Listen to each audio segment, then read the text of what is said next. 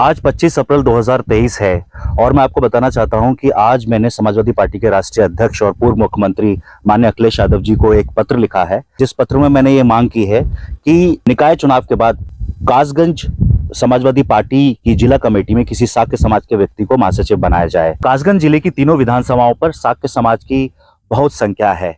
हमने ये भी देखा कि उत्तर प्रदेश में 2022 में जो चुनाव हुए थे, साक्य, कुशवाहा, सैनी, मौर्य, इस समाज का समाजवादी पार्टी को जिताने में बहुत बड़ा योगदान है हर सीट पर। अभी हमने देखा कि जो मैनपुरी में उपचुनाव हुए हैं वहां पर भी साक्य समाज की अहम भूमिका रही है समाजवादी पार्टी के प्रत्याशी को जिताने में।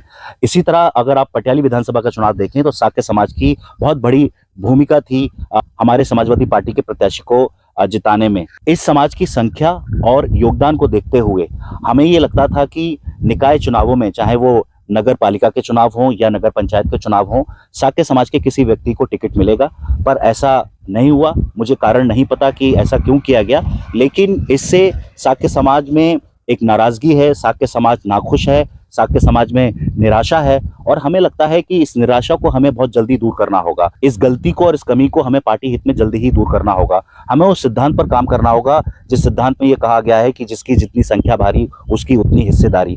2024 का एटा लोकसभा चुनाव आ रहा है।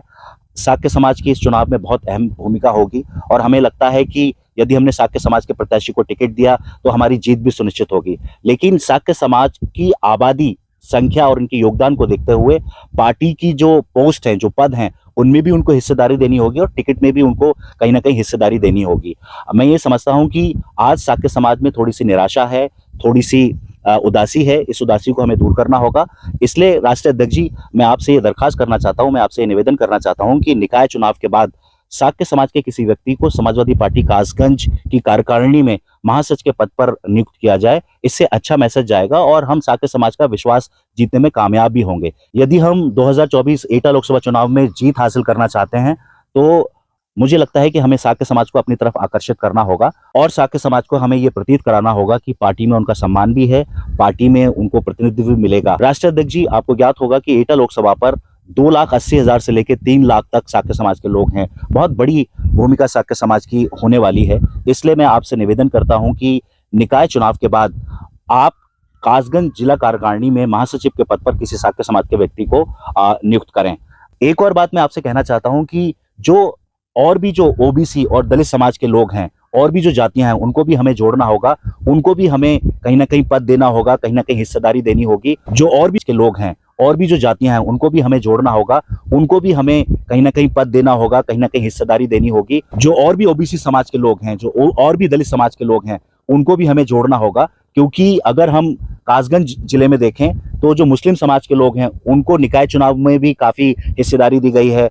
कासगंज जिले में एक मुस्लिम एमएलए है, यादव समाज से जिला अध्यक्ष पहले से ही हैं। तो यदि हम दूसरे समाजों को, जो ओबीसी समाज हैं और जो दलित समाज हैं, उनको हम अपनी तरफ जोड़ते हैं तो हमें एटा लोकसभा में 2024 में निश्चित तौर पर फायदा मिलेगा। इसलिए मैं आपसे बार बार निवेदन करना चाहूंगा राष्ट्रीय अध्यक्ष जी कि आप कासगंज समाजवादी पार्टी की कार्यकारिणी में महासचिव के पद पर किसी साक्य समाज के व्यक्ति की नियुक्ति कीजिए, क्योंकि साक्य समाज तीनों विधानसभाओं में जो कासगंज की हैं उनमें बहुत अधिक मात्रा में है और इस समाज का समाजवादी पार्टी की जीत में बहुत योगदान रहा है। तो मैं समझता हूं कि संख्या और योगदान को देखते हुए साक्य समाज के किसी व्यक्ति को कासगंज समाजवादी पार्टी की जो कार्यकारिणी है इसमें महासचिव के पद पर किसी साक्य समाज के व्यक्ति की नियुक्ति की जाए तो इससे काफी अच्छा संदेश जाएगा और साक्य समाज का विश्वास हम जीतने में कामयाब होंगे।